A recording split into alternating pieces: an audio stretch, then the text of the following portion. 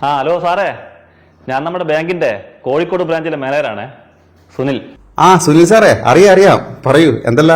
ഞങ്ങളുടെ ഇവിടുത്തെ ഒരു പ്യൂണ് നിങ്ങളുടെ വളരെ ബ്രാഞ്ചിലേക്ക് ട്രാൻസ്ഫർ ആയിട്ടുണ്ട്. അറിയാം, മെയിൽ ഉണ്ടായിരുന്നു. ഇന്നാണല്ലോ ജോയിൻ ചെയ്യുന്നത്. അതെ സാർ. ഞാൻ പ്രധാനമായും വിളിക്കാൻ കാരണം ആ പ്യൂണ് ആളൊരു ബെറ്റടി വീരനാ.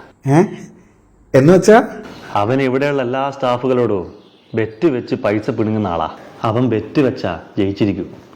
അവനെ ബെറ്റ് വെച്ച് തോൽപ്പിക്കാൻ ഇതുവരെ ആർക്കും കഴിഞ്ഞിട്ടില്ല. അതുകൊണ്ട് അല്ല സാറേ, സാറിന്റെ സ്റ്റാഫുകളോടും എന്തായാലും അവൻ ബെറ്റ് വെക്കും. നിങ്ങളുടെയൊക്കെ പൈസ പോവുകയും ചെയ്യും. അതുകൊണ്ട് ശ്രദ്ധിക്കണം. അങ്ങനത്തെ ആളാണല്ലേ. ഞാൻ ശ്രദ്ധിക്കാം. ശരി സാർ. അപ്പോ എന്ത് വന്നാലും അവനോട് ബെറ്റ് വെക്കരുത്. ഓനെ തോൽപ്പിക്കാൻ ഞങ്ങൾക്ക് ആർക്കും പറ്റൂല. ഓൻ തോറ്റ ചരിത്രവും ഇല്ല. അതുകൊണ്ട് പറഞ്ഞത്. Okay sir. ആളെത്തിയിട്ടുണ്ടെന്ന് തോന്നുന്നു. എന്നാ ശരി, എന്നാല് ഓക്കെ. വാ സർ, ഇതെന്റെ അപ്പോയിന്റ്മെന്റ് ഓർഡറാണ്.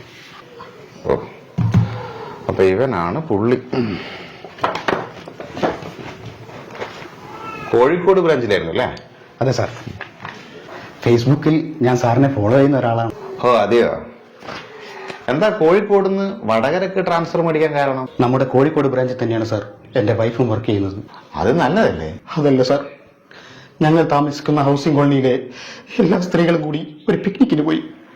ആ ബസ് ഒരു അപകടത്തിൽപ്പെട്ട് എല്ലാ സ്ത്രീകളും ഓൺ ദി സ്പോട്ടിൽ മരിച്ചു പോയി സാർ. സോറി, എനിക്ക് മനസ്സിലാവും നിങ്ങളുടെ വിഷമം. നിങ്ങൾ ഇപ്പോഴും ഇങ്ങനെ വിഷമിക്കുന്നുണ്ടെങ്കിൽ നിങ്ങൾ നിങ്ങളുടെ ഭാര്യയെ എന്തുമാത്രം സ്നേഹിച്ചിട്ടുണ്ടായിരിക്കും. അതല്ല സാർ, അവിടുത്തെ മാനേജർ എന്റെ ഭാര്യയ്ക്ക് അന്ന് ലീവ് കൊടുക്കാത്തതുകൊണ്ട് ആ പിക്നിക്കിന് എന്റെ ഭാര്യയ്ക്ക് പോകാൻ കഴിഞ്ഞില്ല സാർ. മതി ഒപ്പിട്ടിട്ട് ഡ്യൂട്ടിക്ക് കയറാൻ നോക്ക്.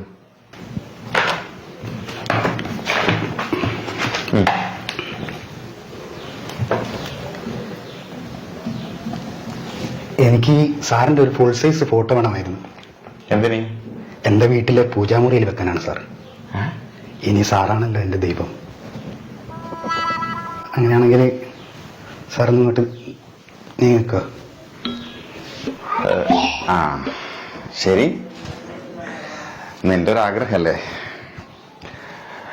ഇവിടുത്തെ എല്ലാ സ്റ്റാഫുകളെടുത്തും ഓരോ ഫോട്ടോ ഉണ്ട്. നീയും വെച്ചോ. Thank you sir. ചോദിക്കുന്നുണ്ടോന്നും തോന്നരുത്, സാറിന് മൂലക്കുരുണ്ടോ? വാട്ട്?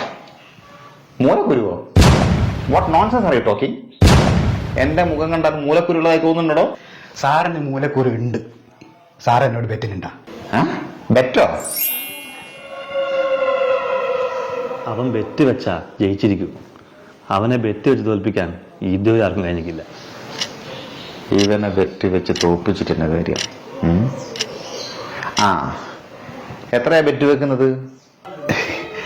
500 രൂപ. 500 കുണവയോ?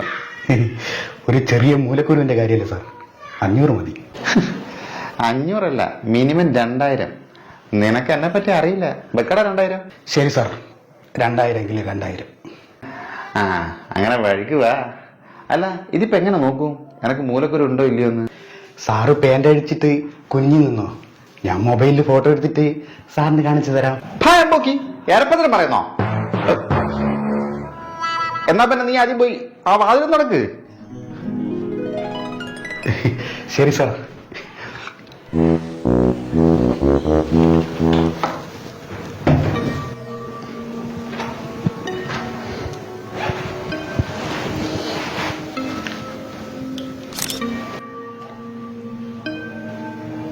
സാറേ, ഇതാ ഫോട്ടോ.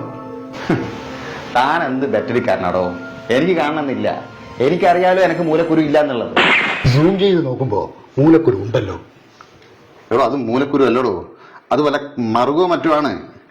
എന്തായാലും നിന്റെ 2000 പോയി. വേഗം എന്താ 2000? താഴെ 2000. ശമ്പളം കിട്ടിയിട്ട് തന്നാ പോരെ സാറേ? പോരാ, ഇപ്പൊ തന്നെ തരണം. ആളും തരവും നോക്കാണ്ട് ബെറ്റ് വെക്കുന്ന പരിപാടി നീ ഇതോടെ നിർത്തണം.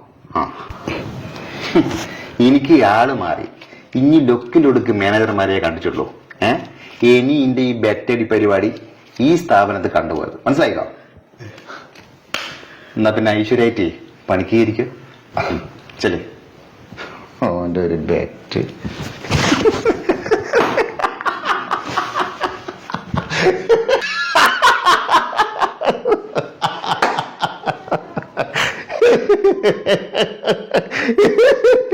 ഓന്റെ ഒരു ബെറ്റ്.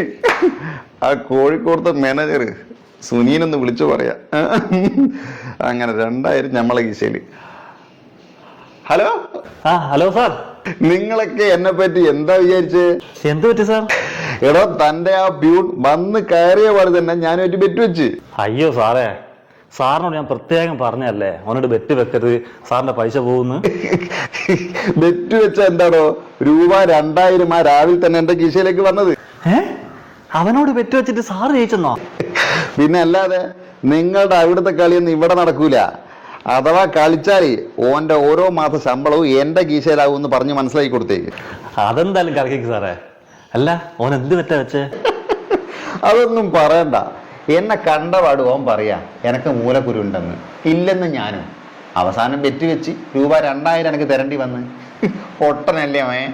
എന്റെ മൂല എനക്ക് അറിയാവും പോലെ ഓൻ അറിയാൻ പറ്റുവാ. അവസാനം ഫോട്ടോ എടുത്ത് കാണിച്ചപ്പോഴാ ഓന് സമാധാനായത്. സാറെന്ത് പണിയാ കാണിച്ചേ? സാറിനോട് ഞാൻ പ്രത്യേകം പറഞ്ഞല്ലേ അവനൊരു ബെറ്റ് വെക്കരുതെന്ന്. എന്ത് പറ്റിയാടോ? സാറേ, അവൻ ഇവിടുന്ന് പോകുമ്പോ ഇവിടുത്തെ 10 സ്റ്റാഫുകളോട് 5000 രൂപ വീതം ബെറ്റ് വെച്ചിട്ടാ പോയെ. ഓ, ഇങ്ങോട്ടേക്ക് ട്രാൻസ്ഫർ ആയ സമയത്തും മൂപ്പർ ബെറ്റ് വെച്ചിനാ? അല്ല, എന്തിനാ ബെറ്റ് വെച്ചത്? അവൻ വടകര ബ്രാഞ്ചിൽ ജോയിൻ ചെയ്യുന്ന അന്ന് തന്നെ അവിടുത്തെ മാനേജറുടെ മൂലം ഫോട്ടോ എടുത്ത് അയച്ചതന്ന്.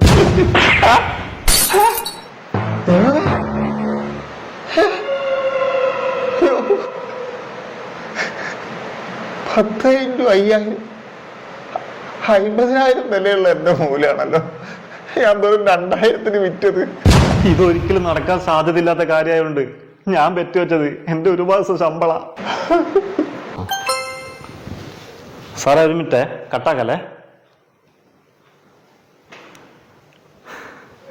സാറേ, ഇവിടുത്തെ സ്റ്റാഫിന്റെ വാട്സപ്പ് ഗ്രൂപ്പില് സാറിന്റെ മൂലത്തിന്റെ ഫോട്ടോ എത്തി.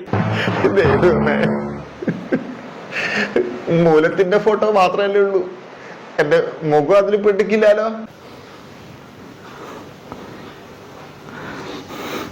സാറിന്റെ മൂലത്തിന്റെ ഫോട്ടോന്റെ കൂടെ സാറിന്റെ ഒരു ഫുൾ സൈസ് ഫോട്ടോ കൂടി വന്നിട്ടുണ്ട്. എനിക്ക് സാറിന്റെ ഒരു ഫുൾ സൈസ് ഫോട്ടോ വേണമായിരുന്നു. എന്തിന്? എന്റെ വീട്ടിലെ പൂജാമുറിയിൽ വെക്കാനാണ് സാർ. ഇനി സാറാണല്ലോ എന്റെ ദൈവം.